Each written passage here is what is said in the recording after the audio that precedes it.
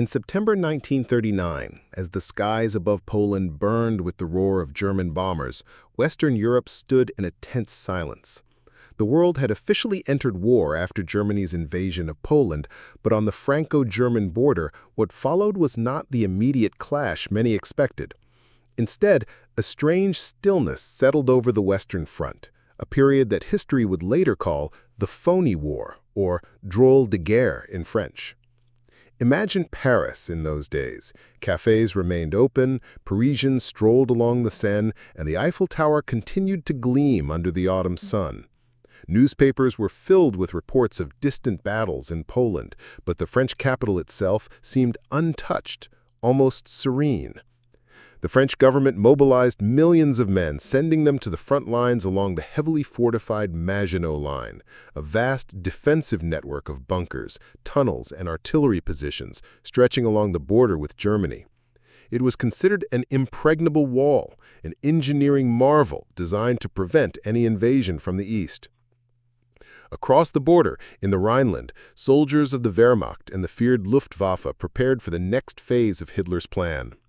Yet for months, little happened. Soldiers on both sides dug into their positions, staring at one another across the Siegfried Line. In the muddy trenches of Alsace and Lorraine, French troops played cards, wrote letters home, and joked darkly about fighting the war of waiting.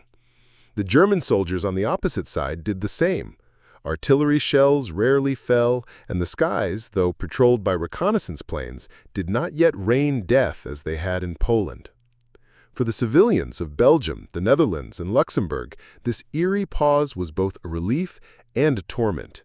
People went about their daily lives, children still walked to school, markets bustled, and the spring of 1940 arrived with blossoms in the parks. But beneath the surface, fear was growing. They knew the storm that had destroyed Warsaw was not over. It was merely gathering strength, waiting for the right moment. Diplomats, generals, and ordinary citizens debated endlessly. Would Hitler turn his armies west, or would the war settle into a frozen stalemate like the First World War's trenches? Many remembered the horrors of Verdun and the Somme, and prayed the nightmare would not repeat itself. Yet the younger generation of Germans, intoxicated by promises of a new Reich, awaited orders with a dangerous eagerness. For France, the situation was delicate. The French army was large, but much of its leadership still clung to outdated strategies. The belief in the Maginot Line as an impregnable shield created a sense of overconfidence. While they fortified their positions, they underestimated the speed and innovation of German tactics. Across the English Channel, Britain's British Expeditionary Force, or BEF, landed in France, joining their allies in anticipation of the German attack. British soldiers dug in beside French comrades, forming a fragile defensive wall. Yet for months, there was no major battle. This strange interlude from September 1939 to May 1940 became known as the Blitzkrieg, a sitting war. In reality, it was not peace, but a pause filled with uncertainty. The people of Western Europe felt like passengers on a train that had stalled on the tracks, aware that disaster was coming, but powerless to prevent it. And then, without warning, the silence shattered. On May 10, 1940, Germany unleashed its Blitzkrieg in the West. The Netherlands, Belgium, and Luxembourg were engulfed in flames, and France, despite its defenses, suddenly found itself under a ferocious assault, unlike anything it had prepared for. The calm before the storm was over. The storm had arrived. In the early hours of May 10, 1940, the illusion of calm that had blanketed Western Europe was shattered forever. As dawn broke, the people of Belgium, the Netherlands, and Luxembourg awoke not to church bells or birdsong, but to the roar of engines in the sky.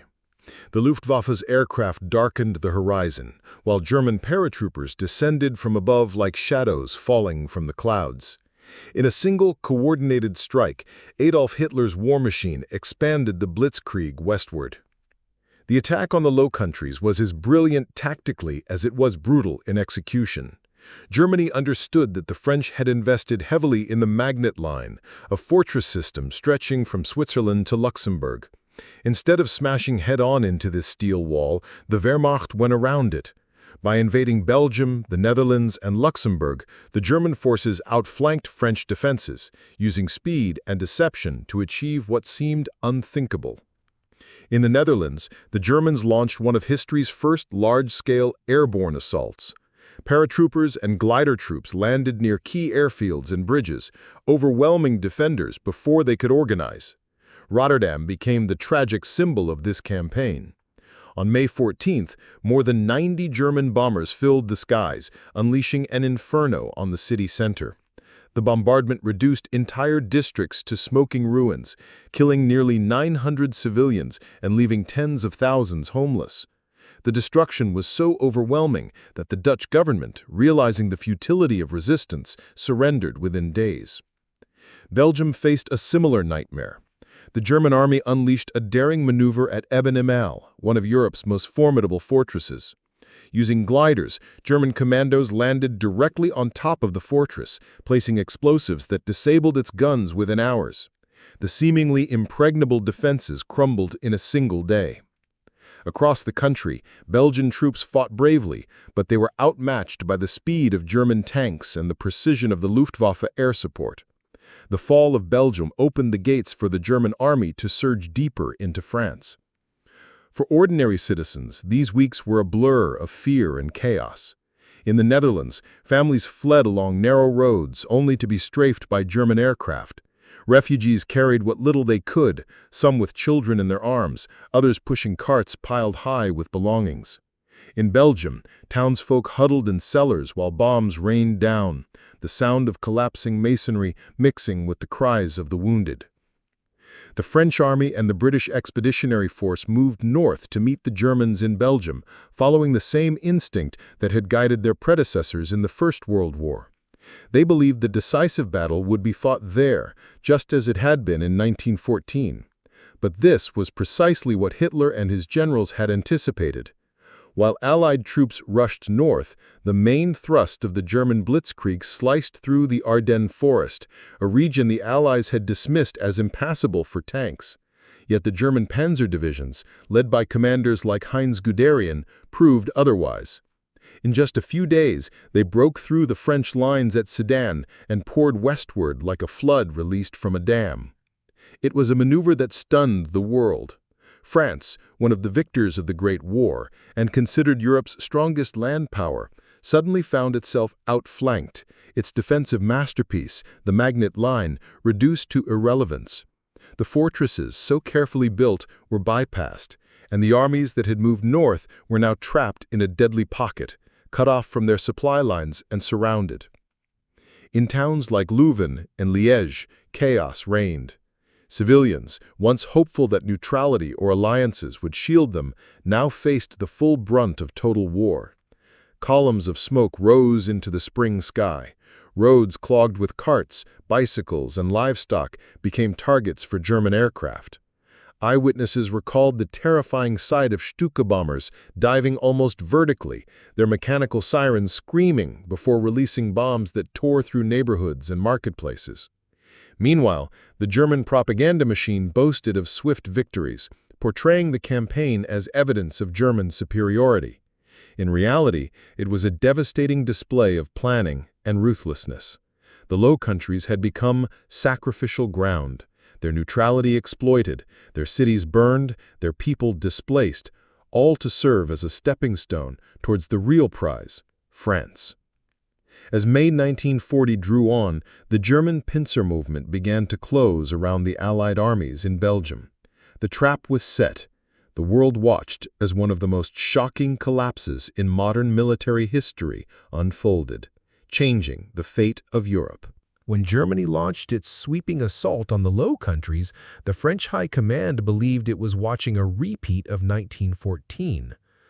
The memory of the First World War was still etched into the national psyche, and the generals clung to the strategy that had once brought victory: lure the Germans into Belgium, hold them at bay, and wait for reinforcements. But history rarely repeats itself so neatly. The Germans, under General Heinz Guderian and General Erich von Manstein, had devised a far more daring plan. Instead of relying solely on the traditional route through Belgium, they sent their most powerful tank divisions, the Panzer Corps, through the Ardennes, a region of dense forests and rough terrain. The Allies had assumed this area was impassable for heavy armor, a natural barrier. That assumption proved fatal. Within just a few days of relentless movement, the German spearhead burst out of the Ardennes and crossed the river Meuse near Sedan. The French defensive lines, manned by units unprepared for the ferocity of Blitzkrieg, collapsed. By mid-May, the German advance had created a wedge that cut off the British Expeditionary Force and a significant portion of the French army in Belgium. This maneuver, later dubbed the Sickle Cut, Sichelschnitt, effectively encircled Allied troops. Panic began to spread among French civilians. Town after town fell as columns of German armor rolled westward with terrifying speed. Refugees poured onto the roads, their carts and bicycles mingling with retreating soldiers, creating massive traffic jams that left both civilians and troops vulnerable to Luftwaffe strafing runs. The collapse was not merely military, it was psychological. For years, France had prided itself on the impregnable Maginot Line.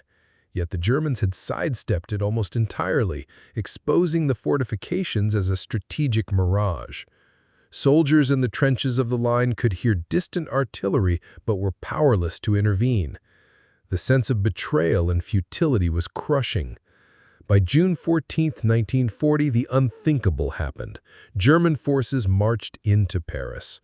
The French government, fractured and demoralized, had already fled south to Bordeaux. In the capital, the once bustling boulevards now echoed with the sound of German boots. Black and white photographs from the time show Wehrmacht soldiers posing triumphantly in front of the Arc de Triomphe and marching down the Champs-Élysées under swastika banners. For the French people, the fall of Paris was a wound to the national soul. The city that had survived centuries of wars and revolutions, the city of lights and culture, now stood under Nazi occupation.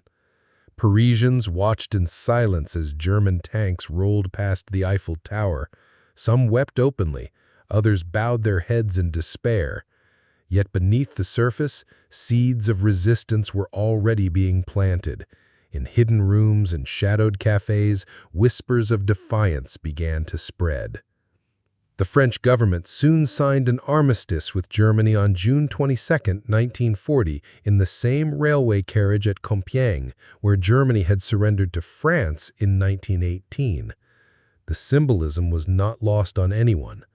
For Hitler, it was a moment of revenge, a chance to humiliate the nation that had once imposed the Treaty of Versailles. For the French, it was a bitter reversal of fortune. France was divided into two zones, the north and west under direct German occupation, and the south ruled by the collaborationist Vichy regime under Marshal Philippe Pétain. The humiliation was profound, but in the shadows, a new spirit was emerging. General Charles de Gaulle, speaking from London, urged his fellow Frenchmen not to lose hope. His appeal of June 18th over the BBC became a spark that ignited the French resistance, a movement that would grow in strength despite the suffocating grip of Nazi occupation. As Western Europe fell, the world looked on in shock. Within just 6 weeks, one of the great military powers of Europe had crumbled. Hitler's Blitzkrieg had proven devastatingly effective, combining speed, surprise, and terror in ways that left opponents paralyzed. But this very success would push Nazi Germany into its greatest gamble yet, an attempt to crush Britain itself. The stage was set for the next act, one that would unfold not on the fields of France, but in the skies over the English Channel. The question was clear: would Britain, standing alone, survive the storm that had consumed its continental allies? The collapse of France in the spring of 1940 is often remembered not only for its speed, but for one of the most extraordinary rescue operations in modern history. It was a story of despair, desperation, and ultimately resilience. To understand the magnitude of the miracle of Dunkirk, one must imagine the scene along the northern coast of France. Hundreds of thousands of Allied soldiers stranded, their backs against the sea, with the relentless German army closing in. After the German breakthrough at Sedan, the French armies and the British Expeditionary Force were forced into retreat. By late May, nearly 400,000 troops found themselves trapped between the advancing German panzers and the English Channel. The port city of Dunkirk became their last refuge. What awaited them, however, was no safe haven, but a narrow strip of beach, constantly bombarded by the Luftwaffe.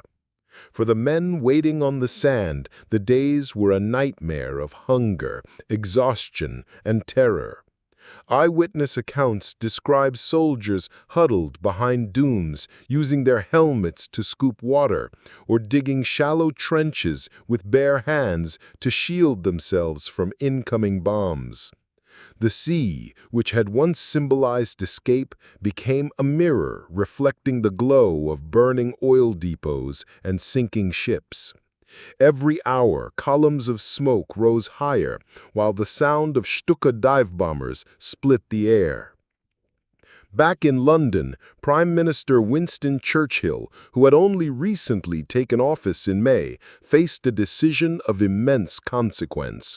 Attempt a mass evacuation across the Channel, or risk losing the core of Britain's army to capture.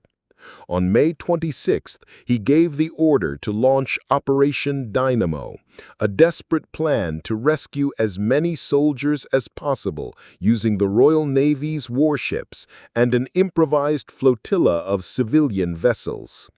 What followed has entered the realm of legend.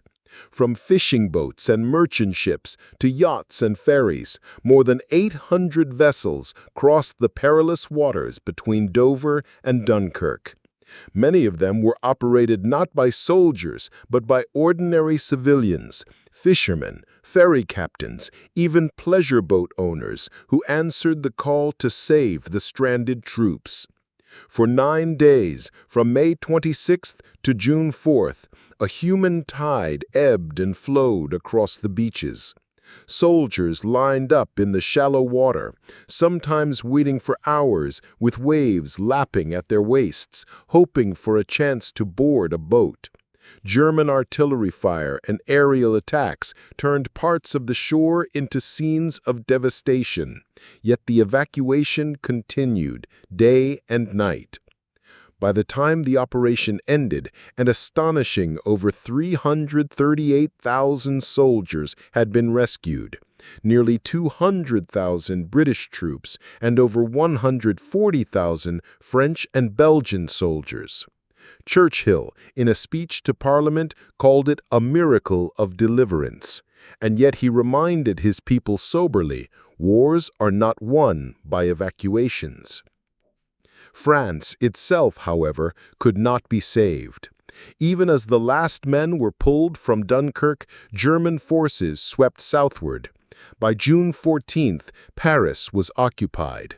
A week later, on June 22nd, France formally surrendered, splitting the nation into two: the German-occupied North and West, and the collaborationist Vichy regime in the South.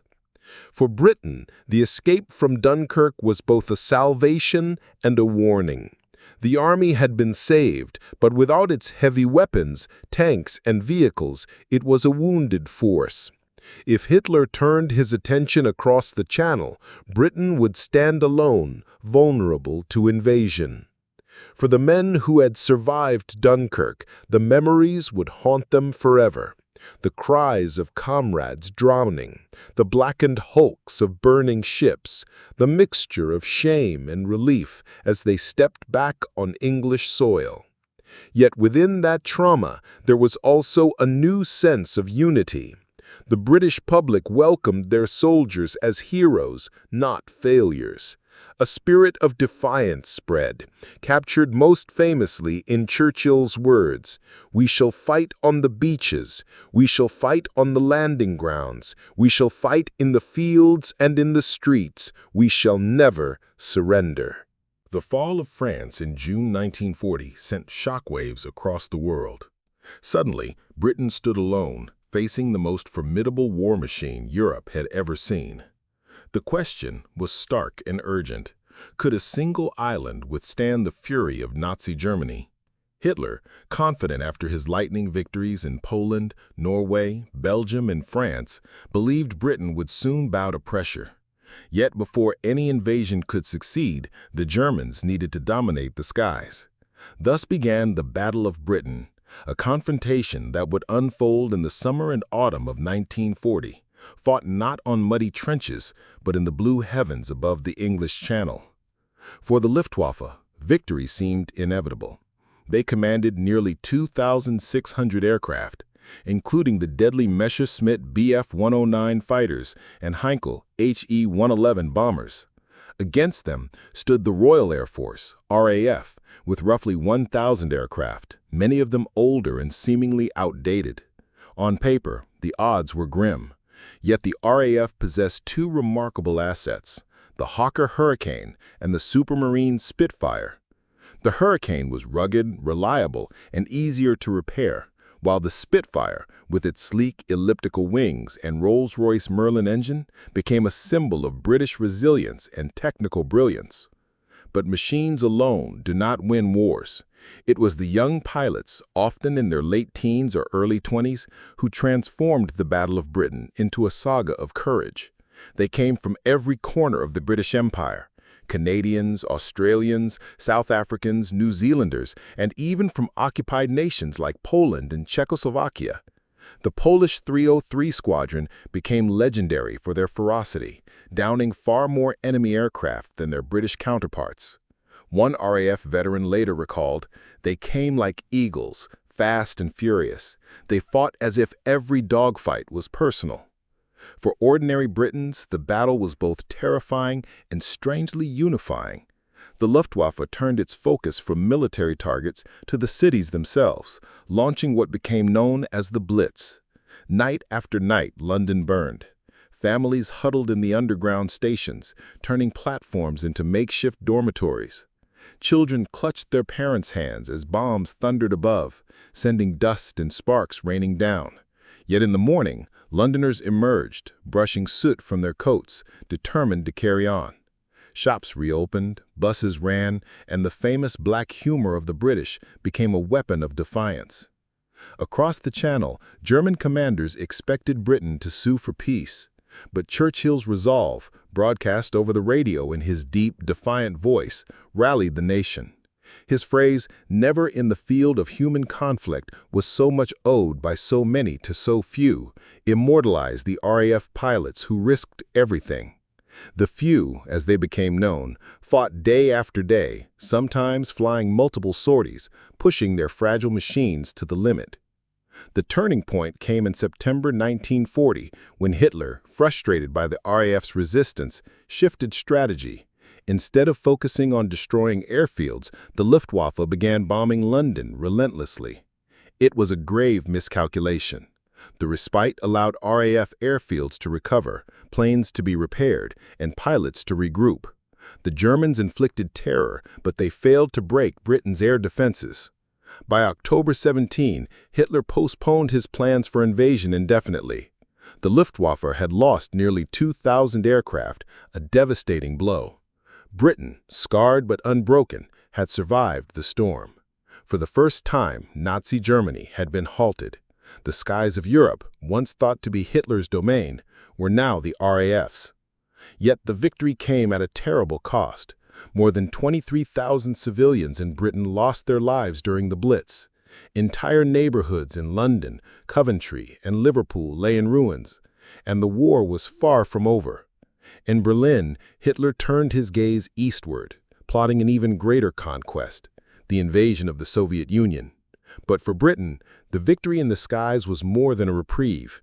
It was proof that resistance was possible, that the Nazi war machine was not invincible.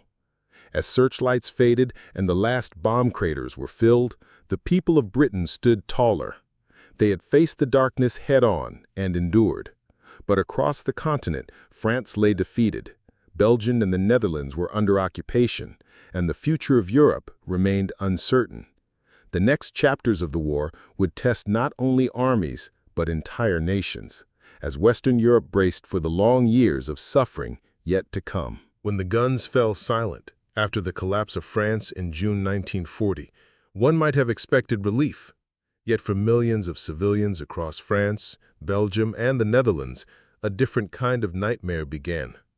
The German military no longer advanced through their towns, it stayed. The occupation was not a moment of violence, but a daily condition, stretching into an uncertain future, shaping every aspect of life. In Paris, the shift was almost surreal.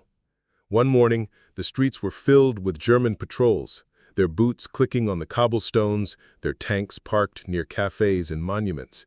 Swastika flags draped over the Arc de Triomphe and the Eiffel Tower, symbols of Nazi power imposed on the very heart of European culture. At first, many Parisians continued their routines. Bakeries sold baguettes, painters set up their easels along the Seine, but the atmosphere was different. The occupation was a shadow that lingered in every conversation, a reminder that freedom had been stolen overnight. In the Netherlands, the reality was harsher. After the horrific bombing of Rotterdam, which had flattened the city center and killed nearly 1,000 civilians, the Dutch were forced into submission. German authorities imposed strict curfews, rationing, and censorship. Radios were confiscated to prevent people from listening to the BBC broadcasts from London. Jewish citizens were forced to register, wear yellow stars, and gradually became the targets of discriminatory laws that stripped them of their rights. The same measures soon spread through occupied Belgium and France, sowing fear and division in communities. The daily struggle was not only against hunger and scarcity, but also against the suffocating weight of collaboration and betrayal. In Vichy France, Marshal Philippe Pétain justified his cooperation with Germany as a way to preserve French sovereignty. Yet for many, his government symbolized humiliation. Propaganda posters appeared on walls, urging obedience, denouncing Britain as an enemy, and portraying Hitler as a bringer of order. At the same time, underground newspapers began to circulate in secret, defying censorship and whispering the language of resistance. The black market flourished in every occupied city.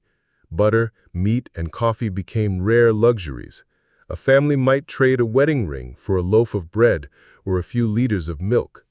Farmers in the countryside, often pressured to deliver their harvest to German authorities, sometimes hid food to sell illegally to their neighbors. In Paris, queues stretched around corners, while German officers dined lavishly in requisitioned restaurants, a contrast that deepened resentment. For the Jewish population, the occupation was a descent into horror. In Belgium and the Netherlands, anti-Jewish measures escalated rapidly, culminating in mass deportations to concentration and extermination camps. Families disappeared overnight, leaving behind empty houses that were quickly occupied by others or looted. In Paris, the infamous Vel d'Hiv roundup would come later, in 1942, but the seeds of terror were already planted in these first years. Yet even in the darkest days, sparks of defiance flickered. In Amsterdam, a small group of students and workers launched strikes in protest of anti-Jewish policies. The February strike of 1941, one of the first major acts of collective resistance in occupied Europe. In France, the call of General de Gaulle, broadcast from London on June 18, 1940, inspired clandestine networks to form. Young men and women, teachers, priests, factory workers, and even children carried secret messages, distributed pamphlets, and sabotaged German operations. These were dangerous acts, punishable by prison or execution, but they sowed the seeds of a national awakening. Life under occupation was a test of endurance. Nights were spent in darkness, as blackout rules forbade any light that might guide enemy bombers. Families huddled in cold apartments, trading stories and songs to chase away fear. In the Netherlands, bicycles became a lifeline, though many were confiscated by German troops. In France, a simple taste of chocolate or coffee became a rare treasure. In Belgium, women improvised meals from potatoes, turnips, and whatever they could barter. Survival demanded creativity. And through it all, the constant reminder of German dominance remained visible in the streets. Soldiers in gray-green uniforms, armed checkpoints, and propaganda posters declaring the new order of Europe. Yet in the hearts of many, a quiet resistance grew stronger. The people of Western Europe had not chosen this war, but they would endure it. By the end of 1940, the map of Europe looked almost entirely black under Nazi control. From the Arctic Circle in Norway to the sunlit vineyards of France, German rule seemed unshakable. But beneath the iron heel, a different battle was beginning. One not fought with tanks or planes, but with whispers, secrets, and the unyielding will of ordinary men and women. When the swastika flags began to wave over Paris, Brussels, and Amsterdam, many in Western Europe felt an almost suffocating sense of defeat. The governments had collapsed, armies were scattered, and German soldiers patrolled the streets with rifles slung over their shoulders. But as history has often shown, occupation does not extinguish the human spirit, it can ignite it. In the darkest years of 1940 to 1941, resistance began to stir. At first, it was quiet, almost invisible. A whisper here, a note slipped under a door there. Yet from those whispers would emerge movements that would keep alive the dream of liberation. In France, the occupation had created a cruel divide.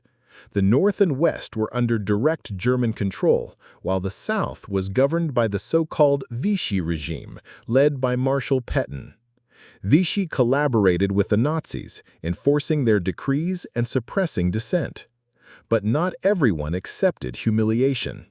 Some French soldiers who had managed to escape captivity made their way to Britain, answering Charles de Gaulle's call of June 18, 1940, broadcast on the BBC.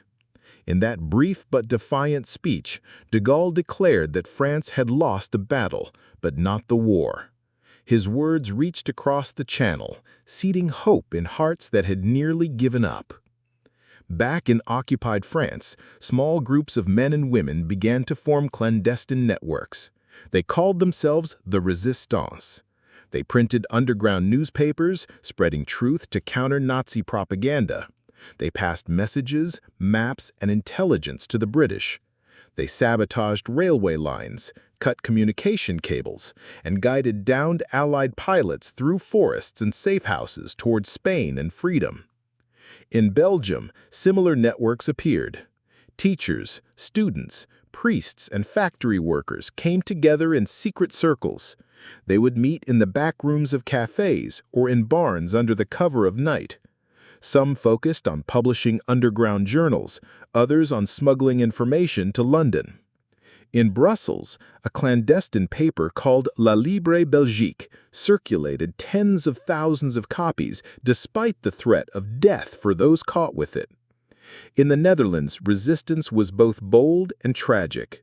When the Germans began persecuting Jews and forcing laborers to work in Germany, the Dutch responded with the February strike of 1941, a mass walkout of workers in Amsterdam. For 2 days, trams stopped, factories went silent, and thousands filled the streets in defiance. The Germans crushed the strike brutally, executing leaders and imposing harsh penalties. Yet the spirit of defiance persisted. Families risked their lives to hide Jewish neighbors. Later, the story of Anne Frank, a young girl writing her diary from a hidden annex in Amsterdam, would become one of the most haunting testimonies of life under occupation. Life in occupied Western Europe was defined by small acts of bravery.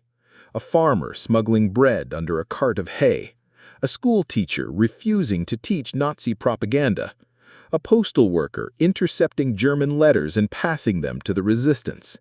These were not grand battles, but they were battles nonetheless, waged in silence and secrecy.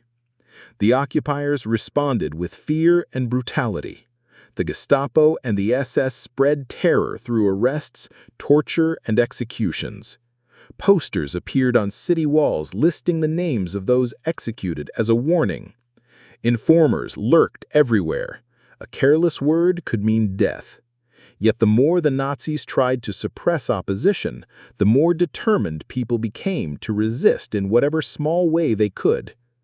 In London, as bombs fell nightly during the Blitz, the defiance of the French, Belgian, and Dutch resistors became a source of inspiration. They were proof that Hitler's rule was not absolute, that even in occupied lands, loyalty to freedom endured.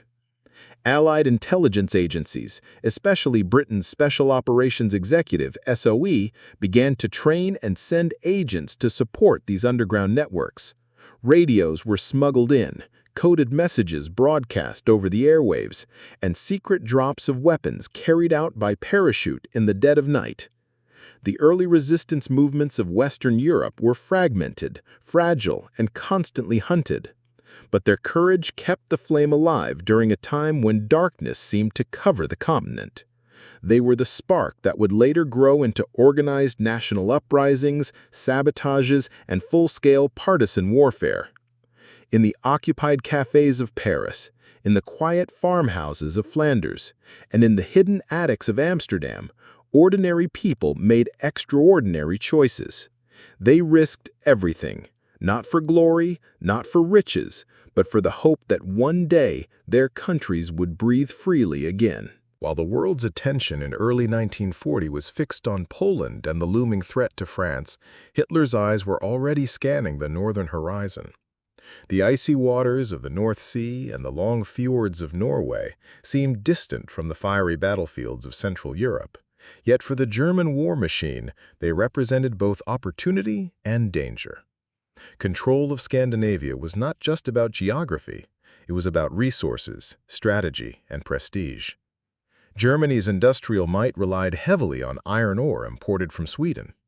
In peacetime, these shipments traveled through the Baltic Sea.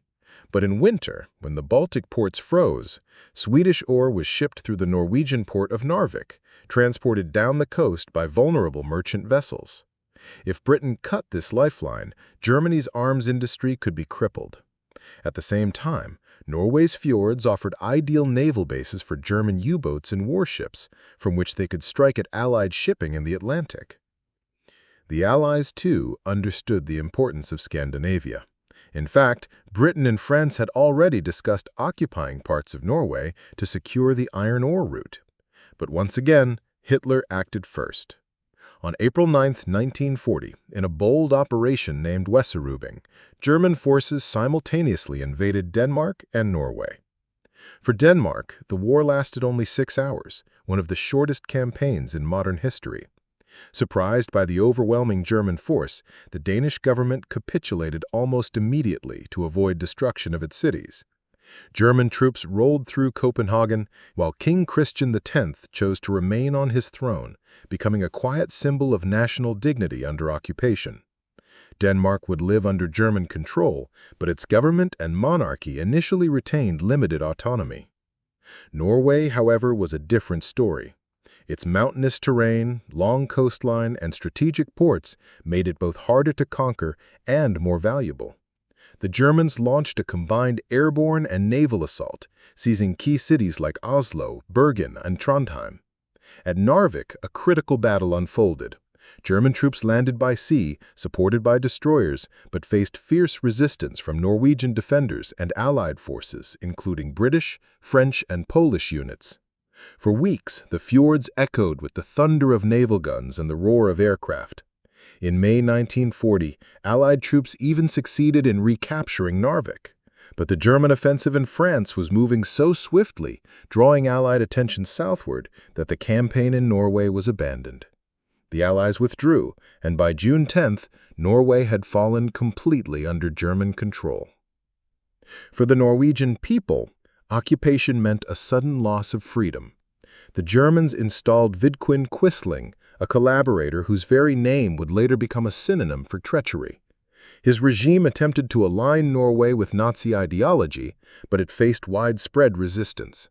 Underground newspapers flourished, and many Norwegians aided the Allies by guiding soldiers and refugees across the mountains into neutral Sweden.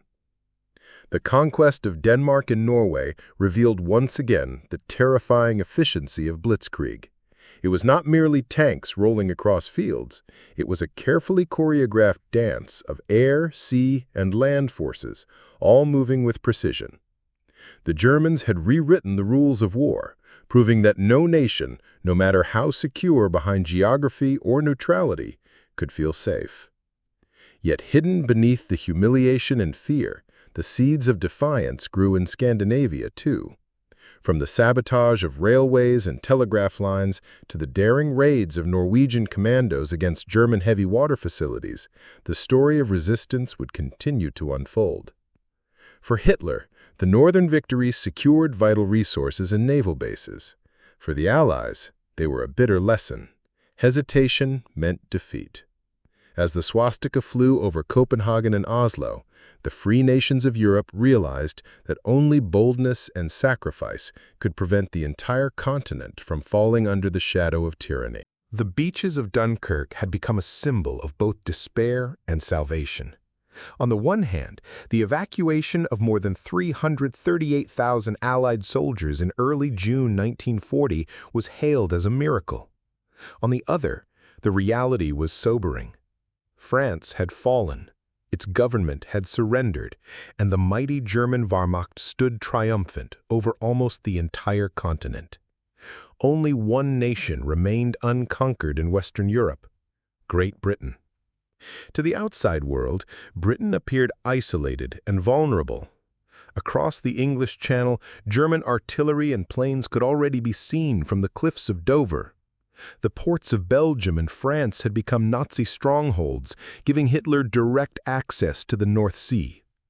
Many in Europe and even in Britain's own government believed negotiation was the only realistic path.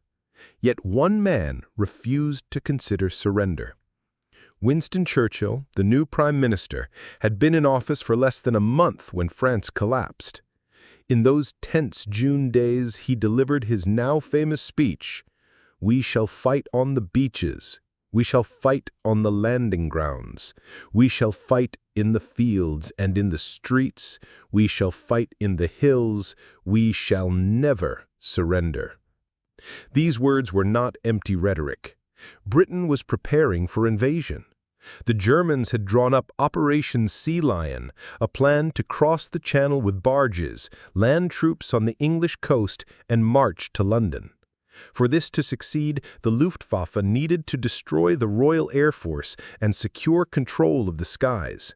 Without air superiority, any invasion fleet would be torn apart by the Royal Navy.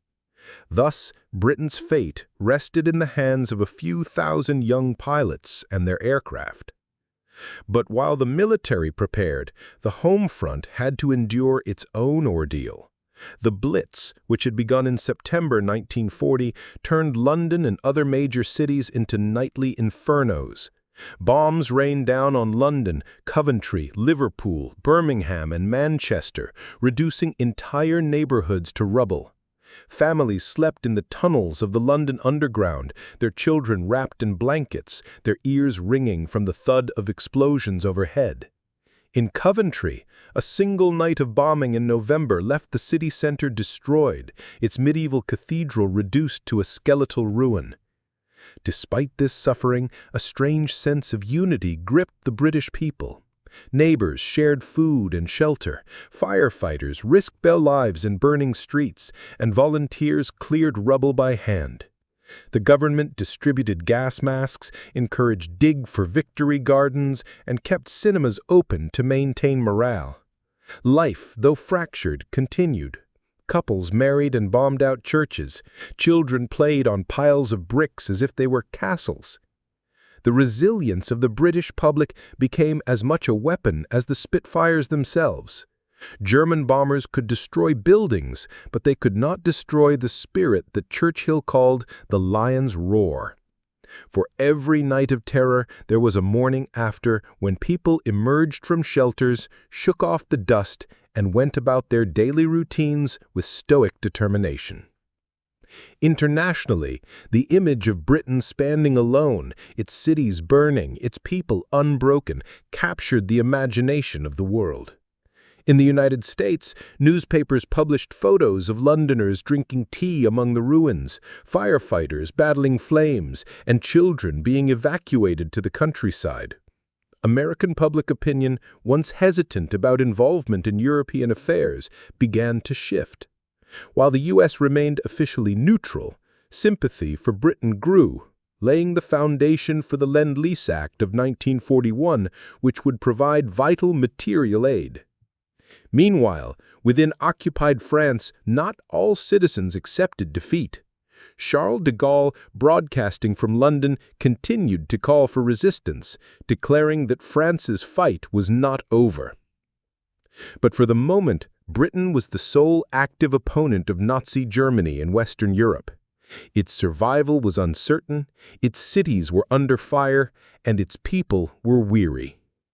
Yet this period of solitude gave birth to a new kind of identity. Britain was no longer just a colonial empire. It had become the last bastion of democracy and freedom in Europe. The world waited with bated breath to see if the island nation could withstand the storm as the next great battle loomed, a battle fought not on land or sea, but high in the skies. The question that haunted both friends and foes was simple. Could the few really save the many? The answer would come in the summer of 1940, in the Battle of Britain.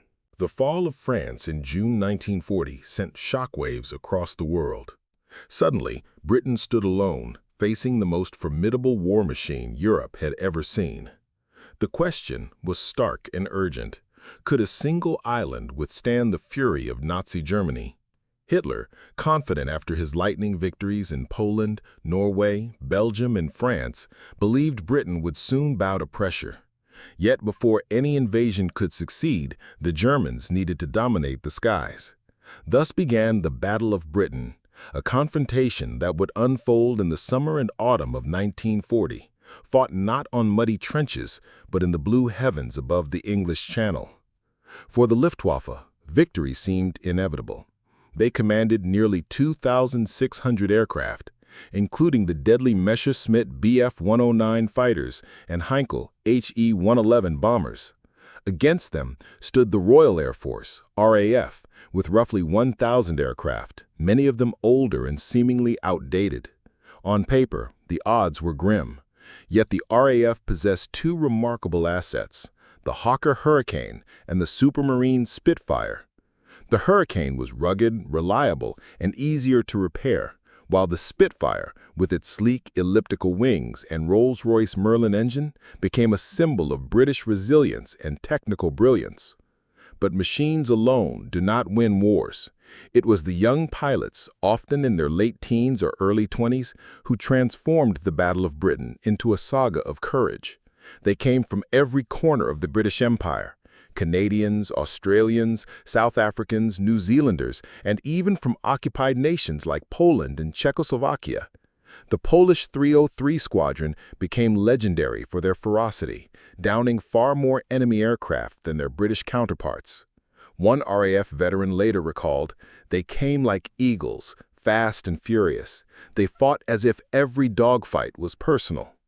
For ordinary Britons, the battle was both terrifying and strangely unifying. The Luftwaffe turned its focus from military targets to the cities themselves, launching what became known as the Blitz. Night after night, London burned. Families huddled in the underground stations, turning platforms into makeshift dormitories. Children clutched their parents' hands as bombs thundered above, sending dust and sparks raining down. Yet in the morning, Londoners emerged, brushing soot from their coats, determined to carry on. Shops reopened, buses ran, and the famous black humor of the British became a weapon of defiance. Across the Channel, German commanders expected Britain to sue for peace. But Churchill's resolve, broadcast over the radio in his deep, defiant voice, rallied the nation. His phrase, "never in the field of human conflict was so much owed by so many to so few," immortalized the RAF pilots who risked everything. The few, as they became known, fought day after day, sometimes flying multiple sorties, pushing their fragile machines to the limit. The turning point came in September 1940, when Hitler, frustrated by the RAF's resistance, shifted strategy. Instead of focusing on destroying airfields, the Luftwaffe began bombing London relentlessly. It was a grave miscalculation. The respite allowed RAF airfields to recover, planes to be repaired, and pilots to regroup. The Germans inflicted terror, but they failed to break Britain's air defenses. By October 17, Hitler postponed his plans for invasion indefinitely. The Luftwaffe had lost nearly 2,000 aircraft, a devastating blow. Britain, scarred but unbroken, had survived the storm. For the first time, Nazi Germany had been halted. The skies of Europe, once thought to be Hitler's domain, were now the RAF's. Yet the victory came at a terrible cost. More than 23,000 civilians in Britain lost their lives during the Blitz. Entire neighborhoods in London, Coventry, and Liverpool lay in ruins, and the war was far from over. In Berlin, Hitler turned his gaze eastward, plotting an even greater conquest, the invasion of the Soviet Union. But for Britain, the victory in the skies was more than a reprieve. It was proof that resistance was possible, that the Nazi war machine was not invincible. As searchlights faded and the last bomb craters were filled, the people of Britain stood taller. They had faced the darkness head-on and endured. But across the continent, France lay defeated. Belgium and the Netherlands were under occupation, and the future of Europe remained uncertain. The next chapters of the war would test not only armies, but entire nations, as Western Europe braced for the long years of suffering yet to come.